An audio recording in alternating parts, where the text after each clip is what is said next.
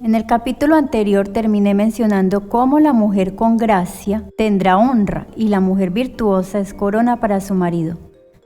En este episodio quiero dirigirme a ustedes con las siguientes preguntas. Pero mi marido es inconverso, ¿qué puedo hacer? En este caso, lo que he dicho antes se aplica con más razón. Debido a esta condición, su esposo estará atento para aprovechar sus deslices y debilidades, con el fin de echárselo en cara a Dios y a su Salvador. Es probable que interprete de la peor manera cada una de sus palabras, acciones y gestos. Y todo esto tiende a endurecer más su corazón, sus prejuicios y su oposición a su propia salvación. En la primera carta de Pedro, capítulo 3, versículo 1 al 2, dice: Asimismo vosotras mujeres, estad sujetas a vuestros maridos, para que también los que no creen a la palabra sean ganados sin palabra por la conducta de sus esposas, considerando vuestra conducta casta y respetuosa. La salvación o la condenación de su marido depende mucho de su buena conducta delante de él. Por lo tanto, si teme a Dios o si ama a su marido, procure por medio de su comportamiento lleno de mansedumbre, modestia, santidad y humildad delante de él, predisponerlo a querer su propia salvación. Como dice la primera carta a los Corintios, capítulo 7, 16. ¿Qué sabes tú, oh mujer, si quizás harás salvo a tu marido? Usted también se puede estar preguntando lo siguiente: pero mi marido no solo es inconverso, sino que es un contencioso. Me contradice en todo, es un malhumorado, es un cascarrabias. No sé cómo hablarle ni cómo comportarme en su presencia. Algunas esposas viven en una verdadera esclavitud en razón de sus esposos impíos y a veces inspiran lástima y oraciones a su favor, de manera que sean tanto más cuidadosas y sobrias en lo que hacen. Por lo tanto, sea muy fiel a Él en todas las cosas de esta vida.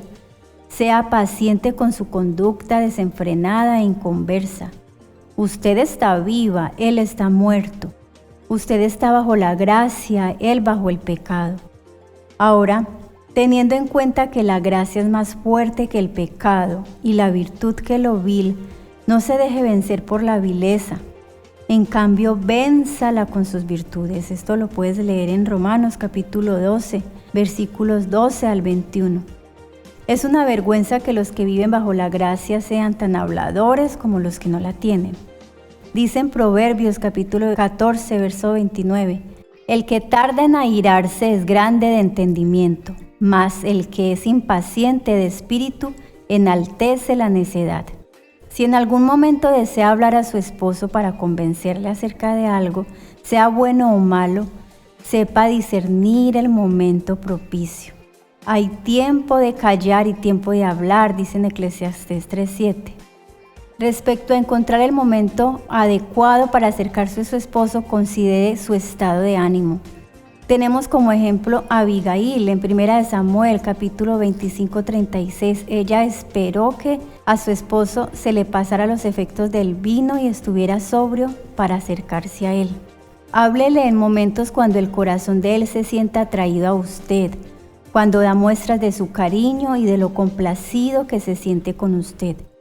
Esto es lo que hizo la reina Esther con su marido el rey y prevaleció. Esto lo puedes leer en Esther capítulo 5, 3, capítulo 6, capítulo 7.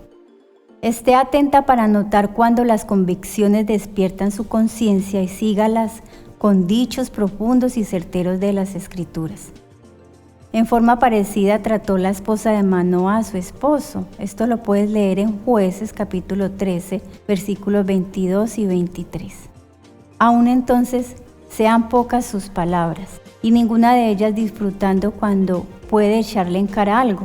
En cambio, diríjase a su esposo como su cabeza, su Señor, con ruegos y súplicas, en un espíritu de comprensión y un corazón tan lleno de afecto por su bien que su forma de hablar y su conducta al hablarle sea claro a él que habla por cariño, que es sensible a la desdicha de él y que su alma está inflamada del anhelo de que sea salvo.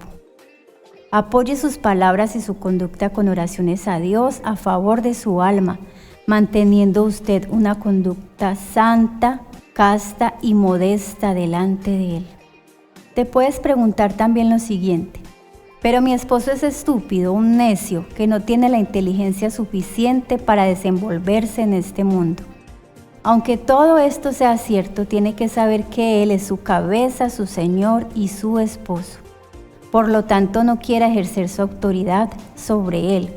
Él no fue hecho para usted, para que usted tenga dominio sobre Él, sino para ser su esposo y ejercer su autoridad sobre usted. Esto lo puedes leer en la primera carta a Timoteo, capítulo 2, 12, primera carta a los Corintios, capítulo 11, 3 y 8. Aunque usted tenga más discernimiento que Él, debe saber que usted y todo lo que es de usted debe ser usado bajo su esposo, en todo. Esto lo puedes leer en Efesios capítulo 5, 24. Cuídese entonces de que lo que usted hace no aparezca bajo su nombre, sino bajo el de Él. No para su propia exaltación, sino para la de Él. Haciendo todo de modo que por su destreza y prudencia nadie pueda ver ni una de las debilidades de su esposo. La mujer virtuosa es corona de su marido, mas la mala como carcoma en sus huesos. Esto lo puedes leer en Proverbios 12:4. Y así entonces, como dice el sabio, le da ella bien y no mal todos los días de su vida. Proverbios 31:12. Actúe como si estuviera y de hecho esté bajo el poder y la autoridad de su marido. Usted es madre y señora de su casa y debe comportarse como tal. Y además, al considerar a la mujer creyente como una figura de la iglesia, debe como la iglesia nutrir y enseñar a sus hijos como la iglesia. También dar razones de sus acciones. Ciertamente, al estar la mujer siempre en casa, tiene una gran ventaja en ese sentido. Por lo tanto, hágalo y el Señor prosperará su quehacer. En el próximo capítulo continuamos con los deberes de los padres hacia los hijos. Siga hasta el final la secuencia de este estudio bíblico, el deber de la familia.